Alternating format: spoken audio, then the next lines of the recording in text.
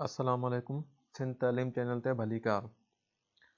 अॼु पाण टे क्लास जी जनरल साइंस जे यूनिट 1 जो चैप्टर 2 पढ़ंदासीं, जंहिंजो उनवान आहे the different kinds of habitat, यानी मुख़्तलिफ़ क़िस्म जा हैबिटेट या ज़मीन ते मुख़्तलिफ़ क़िस्म जो रहण जूं जॻहूं।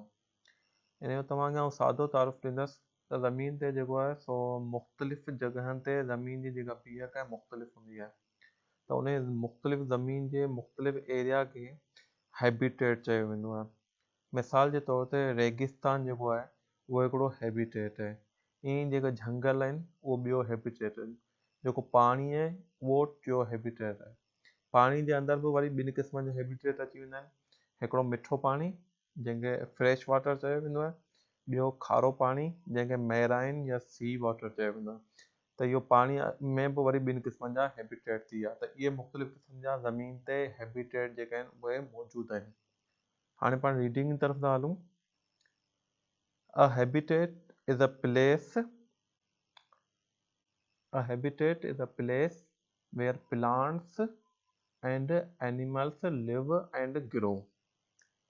हैबिटेट उहा जॻह आहे जिते ॿूटा ऐं जानवर रहनि था ऐं वाध वीच कनि था। A habitat provides the plants and animals that live in it with all their basic needs. Habitat जेको आहे उहो मुहैया करे थो ॿूटनि खे ऐं जानवरनि खे जेके उते रहनि था, उन्हनि जूं सभु बुनियादी ज़रूरतूं। उहे कहिड़ियूं कहिड़ियूं ज़रूरतूं आहिनि? फूड खाधो, वाटर पाणी, शेल्टर जॻह, पनाहगाह एंड स्पेस यानी जॻह। इन जो ही चार्ट ठहियल आहे basic needs of living organism. जेके लिविंग ऑर्गेनिज़म आहिनि या जानदार शयूं आहिनि उन्हनि जूं बुनियादी ज़रूरतूं कहिड़ियूं कहिड़ियूं आहिनि? खाधो फूड खाधो, वाटर पाणी, शेल्टर पनाहगाह, स्पेस जॻह। There are many different kinds of habitats on the earth. ज़मीन जे मथां काफ़ी सारा जेके आहिनि से हैबिटेट या काफ़ी सारियूं अलॻि अलॻि रहण जूं जॻहियूं आहिनि। Each habitat is the home for many kinds of animals and plants. हर हैबिटेट जेको आहे उहो घर आहे मुख़्तलिफ़ क़िस्मनि जे जानवरनि लाइ ऐं ॿूटनि जे लाइ। Look at the pictures of different habitat given below. हेठियूं तस्वीरूं ॾिसो जंहिंमें मुख़्तलिफ़ क़िस्म जा हैबिटेट ॾिनल आहिनि। पहिरीं तस्वीर ॾिसूं। A desert habitat is hot and dry. हिकिड़ो रेगिस्तान जो हैबिटेट आहे जेको गर्म आहे ऐं ख़ुश्क आहे। A forest is a tree covered habitat. जो झंगल आहे फॉरेस्ट ऐं झंगल उहो जेको आहे उहो वणनि सां ढकियल हैबिटेट आहे। अ grass land is a large grassy space with some big bushes and tall trees.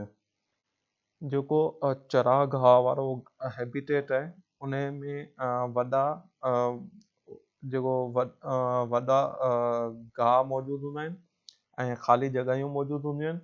उन खां सवाइ बिग बुशिज़ यानी बुश जेको जेके चऊं नंढो जेको गाह थिए थो उहो मौजूदु हूंदो आहे। उन खां सवाइ वॾा वण जेके आहिनि उहे बि मौजूदु हूंदा आहिनि। The polar region of the earth is a very cold habitat. जेको पोलर रीजन आहे यानी जेके दुनिया जे हिकिड़ा कोननि ते मुल्क जेके जॻहियूं मौजूदु आहिनि, दुनिया जा हिकिड़ा कोना आहिनि उन्हनि ते जेके मुल्क मौजूदु आहिनि उहे ॾाढा थधा हूंदा आहिनि, बर्फ़ सां जेके आहिनि उहे ढकियल हूंदा आहिनि। हाणे हेॾां वरी हिन पेज में थो हिते रिवर। इहो हिकिड़ो हैबिटेट आहे जंहिंजे आसपास काफ़ी सारा वण बि हूंदा आहिनि ऐं हुनमें मुख़्तलिफ़ क़िस्म जी मच्छूं ॾेडर वग़ैरह नांग बलाऊं या ॿिया जेके आहिनि उहे जानवर मौजूदु आहिनि। त हीअ बि हिकिड़ो हैबिटेट आहे। वेटलैंड यानी जेका पुसियल ऐं नंढे पाणी वारी जेका ज़मीन आहे इहो बि हिकिड़ो हैबिटेट जो रोल थी करे। स्ट्रीम हीअ बि हिकिड़े हैबिटेट जो रोल थी करे। नदी लेक यानी ढंढ, ये भी हिकिड़े हैबिटेट जो रोल थी करे। त ही सभु जेको बि आहिनि चारई इहे पाणी, इहो इन्हनि जो जेको आहे न पाण चई सघूं था ही पाणी वारो हैबिटेट आहे। पाणी में बि कहिड़ो, फ्रेश वाटर यानी मिठे पाणी वारो हैबिटेट। त ही चारई तस्वीरूं मिठे पाणी वारो हैबिटेट पियूं ॾेखारीनि। हिते लिखियल पियो आहे fresh water habitat are ponds and lakes, streams and river. त हीअ जेको आहे मिठे पाणी वारा ही चारई हैबिटेट अची था वञनि। ऐं हेठिन तस्वीर में ॾिसो था समुंड जी तस्वीर ॾेखारियल आहे। And ocean is a salt water habitat.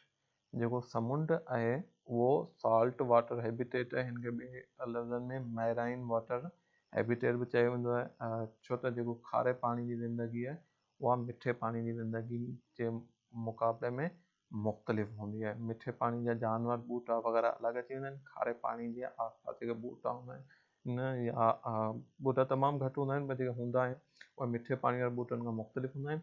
ईअं ई समुंड जेको आहे उन में जानवरनि जी पूरे क़िस्म जी मच्छियूं आहिनि या ॿी जेका ज़िंदगी आहे उहा तमामु घणियूं हूंदियूं आहिनि मिठे पाणी जे मुक़ाबले में।